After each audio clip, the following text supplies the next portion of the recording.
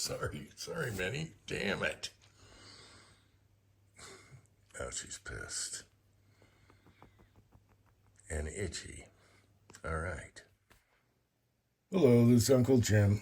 It's time for another water jug test. This time we're going to do 38 with another mold I got from Jerry, who is now in the Philippines. He made it. And this is the 359151TC NOE with their stem system. And it works really good. This one works really good. The 45 Colt was a little sticky. This one works easy. So we're using the deep hollow point stems in here. And so let's see, in 38 I have the old Dillon die set. And I picked out a stem and just changed stems real quick. So I used this cone shaped stem.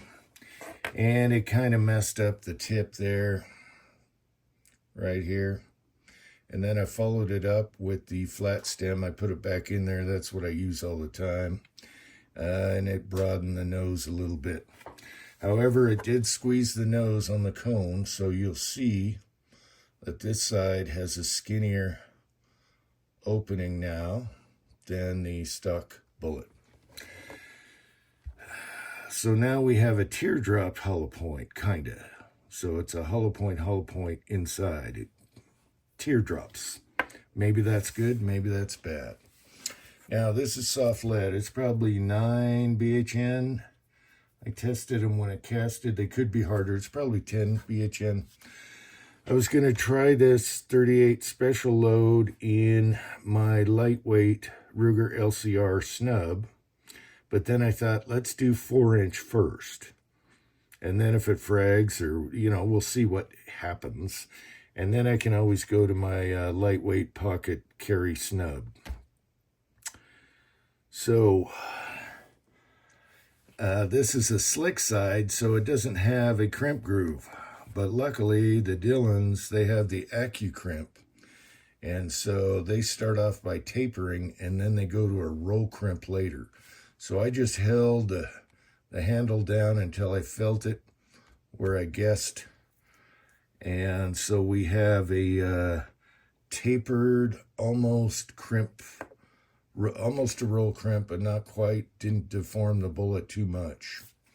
Now, this is crappy powder coat. It's got Harbor Freight in it, and water is really hard on powder coat, especially at close range. Hopefully it doesn't rip the powder coat off on this. So we'll see what happens. It's raining like hell. I mean, trouncing monsoons, but hopefully I get a break in the weather. I might have to do a garage door pop. So today we're going to use the 4-inch coveted Smith & Wesson Model 10, one of my favorite Smith & Wessons of all time, heavy barrel, one of my favorite K-frames of all time. So we'll do that, and it might get really wet. Chronograph's going to get really wet. Everything's going to get wet, but we'll take care of that later. We're doing this for society. All right, so let's see what happens and see if we can go to a snub later.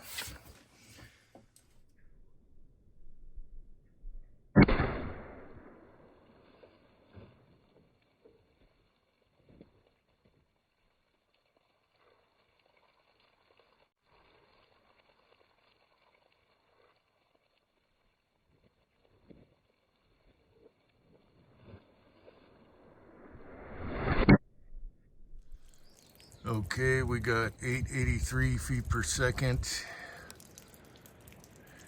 883. Just when I got everything put away, it started raining again. We must be getting this from Texas. Look at that swamp. All right, timing is everything. All right, so that turned out pretty good. Let's see what she weighs, and I'll show you the bullet in a minute. So originally it was exactly 141.7 grains.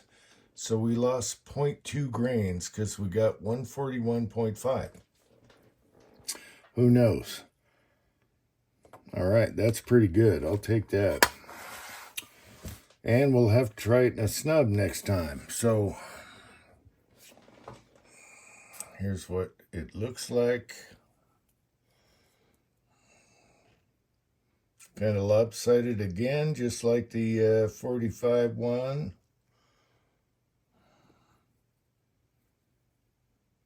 Okay.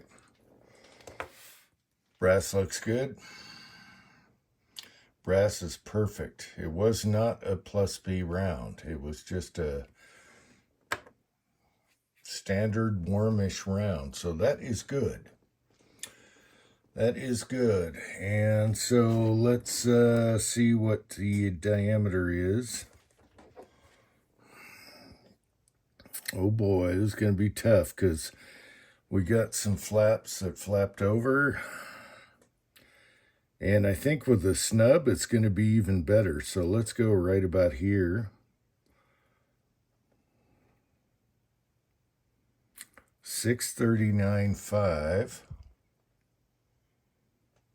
Okay.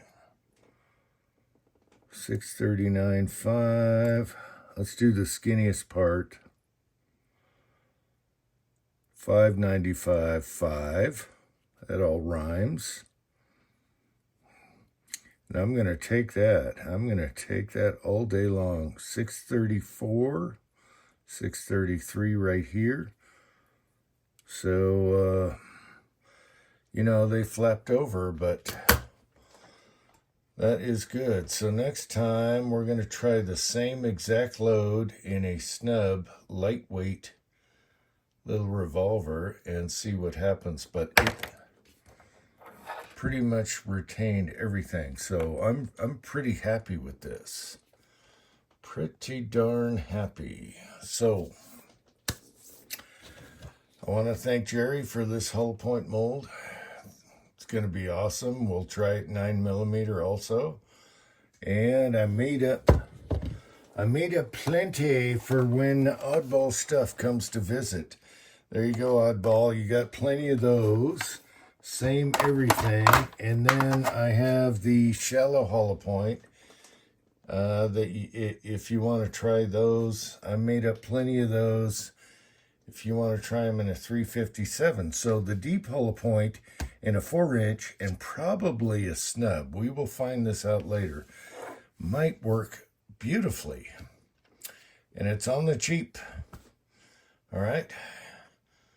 So these are all homemade and it's awesome. So everything is good. I'll give you my load data. If you have Winchester 231 and it, you know, your seating stems kind of mess it up a little bit, but it depends. Next time I'm going to do a flat stem in a snub and we'll see if we get expansion and if the leaves don't fold over so much. Okay, so maybe in a snub we'll get what we did last time in a video where everything, where is that thing?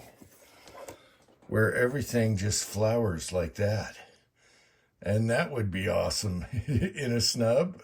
Oh, wouldn't you love that? Anyway, I hope you found this interesting. I just winged a load. You know, I had no idea what was going on here. But I kind of guesstimated, and it turned out really good. So for a 4-inch barrel, this is going to be my golden standard to go up against when I do like a 3-inch or a 2 3/4 inch or a snub. So stay tuned for that. Jerry, I'm glad you made it to the Philippines. I appreciate this very much. And until next time, America.